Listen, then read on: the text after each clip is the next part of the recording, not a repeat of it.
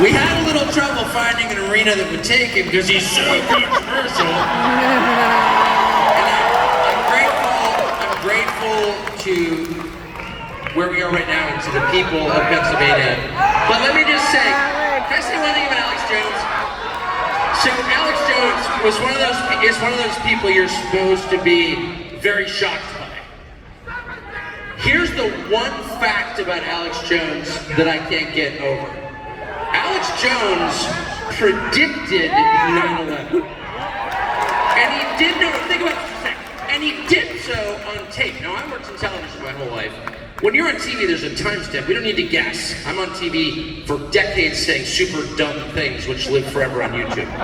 Alex Jones, in the summer of 2001, said, you need to call the White House right now because planes are going to hit the World Trade Center and they're going to blame it on Osama bin Laden. He said that. I've seen the tape. You can look it up. So check this out. So I lived in DC at the time.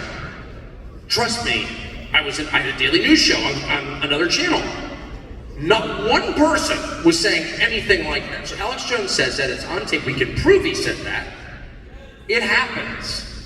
Why didn't the U.S. government call Alex Jones and say, how could you have known? Clearly you're a prophet of some kind. We need you in this global war on terror because clearly you can see things that nobody else can see. That's incredible. Have you ever met anybody who's predicted something like that? No, you haven't. Like, I've never met anyone. I've met everybody. I've never met anybody who did anything like that.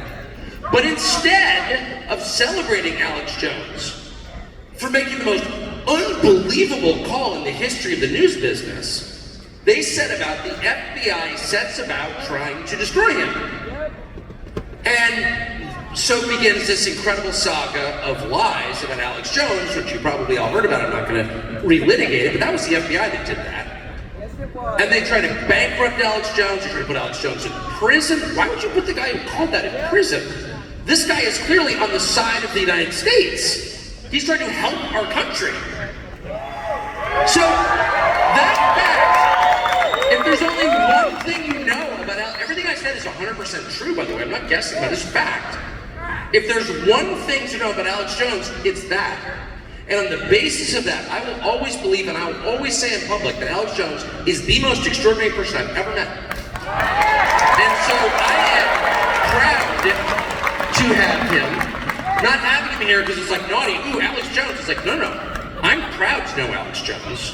I'm proud to know the person who tried to warn the country about the worst terror attack in history and was persecuted for it. And with that, ladies and gentlemen, Alex Jones.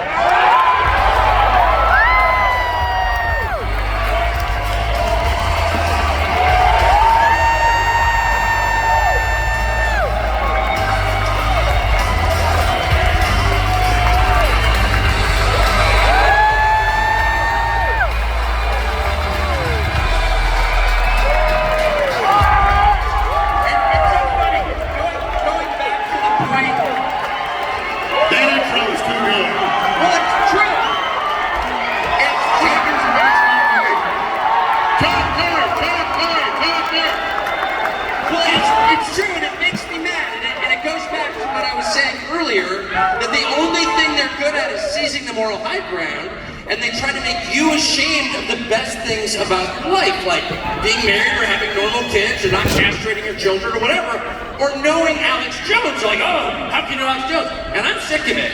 And I'm just going to say that Alex Jones is my friend. There's nothing to be ashamed of. And you shouldn't be either. They should be ashamed. He called 9/11 and they tried to put him in jail for it. So anyway, thank you. Well, thanks for having me. I gotta say,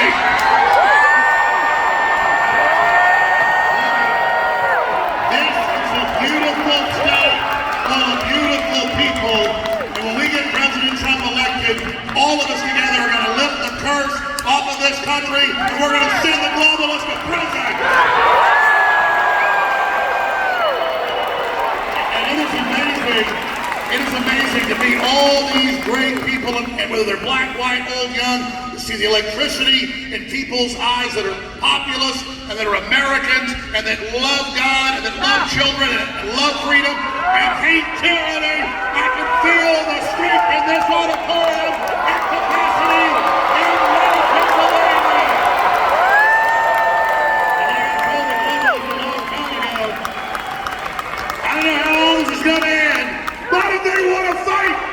better believe they've got one.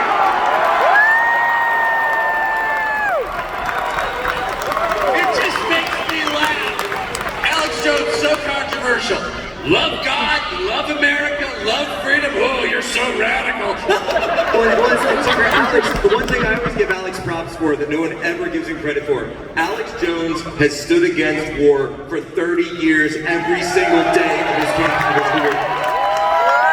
For the war, peacefully with information against the globalists. The real war's here with the globalists and Soros and Obama and the New World Order and BlackRock. They're the globalists.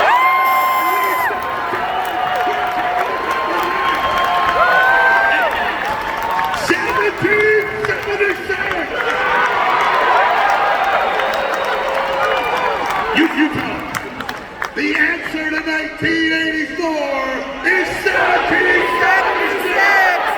1776. Right up again, right here. 1776. 1776. 1776. You know, Alex, the real, we're only about an hour away from where they did the real 1776. That's what exactly. Bless you for saying that.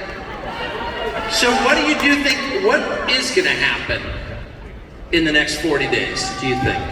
Well, we all know that history repeats and rhymes, and so just like the kickoff of this country on July 4th, 1776 started an hour away from here, and that's why coming right back, history repeats, the key battleground state again, the second battle to save the Republic, the first battle was launched to form the Republic, is happening right here in Pennsylvania, and I interviewed you today, an amazing interview, quick interview, we're gracious to give it, in between your busy schedule, and you said, look, I feel confidence in my gut, intellectually, every level. Even if they steal this, it doesn't matter, because the process of awakening is here, and nothing is going to turn that around. So we have the initiative, we've turned the tide, and whether it takes 6 months or 20 years, we're going to evict the globalists out of this country, and we're going to restore the Republic. Victory is ours!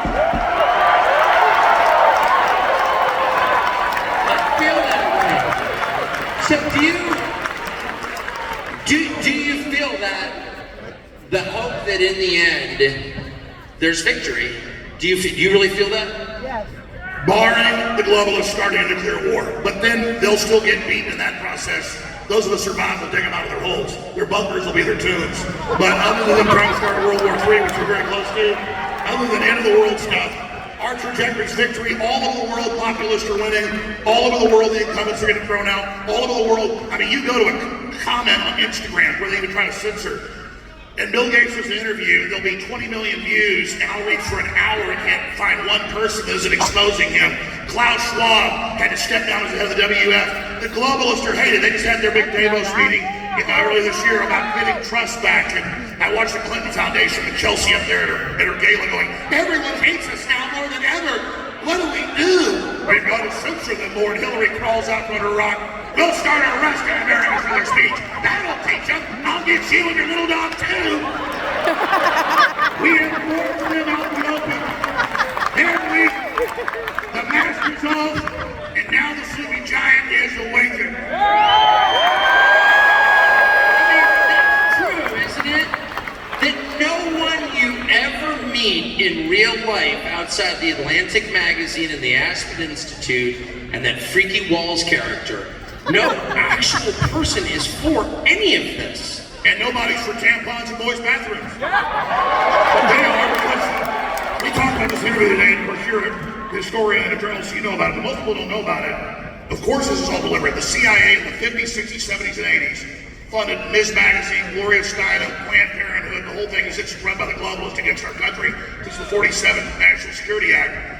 And they said in there, we're going to have ugly architecture, ugly art, ugly music. We're going to degrade the family. We're going to undermine the symbol of men being strong in the home. It's all declassified. And they sold that image to demoralize us and break our will. And we were asleep back then and didn't know the government had been hijacked. They thought Americans were intimidated and bullied and weak. No, we were asleep. Now they try to debilitate us. Now they try to demoralize us. Now they try to break our will. And we're conscious of it. And we're like, that's not breaking our will. That's waking us up.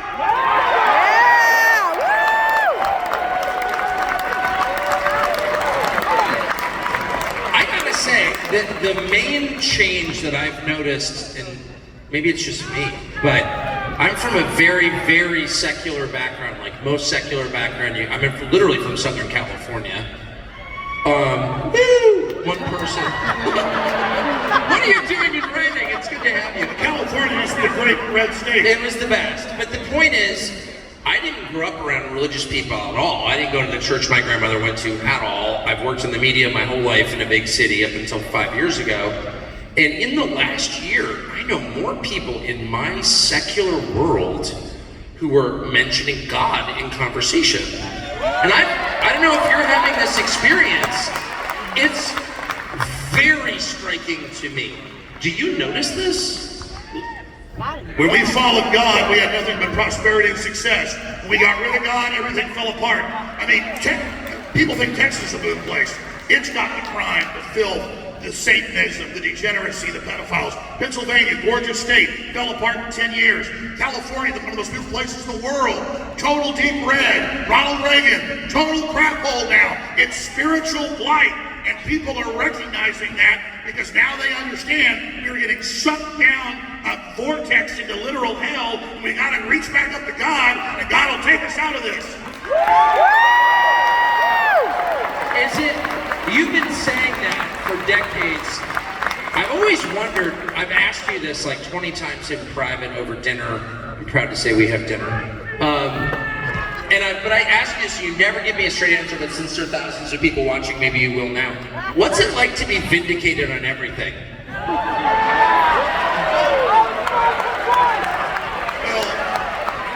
I mean, it's scary because, I realize that with a lot of power comes a lot of responsibility, and a lot of times in the media, I'll joke around satire-wise, and I'll see it at the cover of the New York Times, and clearly people aren't seeing the video, I'm saying it's a joke. Like, Jones wants to kill his neighbors. No, I said, there's a nuclear war, we all collapse.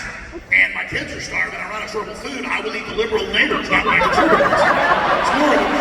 It's more of a joke, but so when people take what I say so serious, I joke a lot less. I used to joke a lot, but now the show is not, I used to be like half comedy because I like to have fun.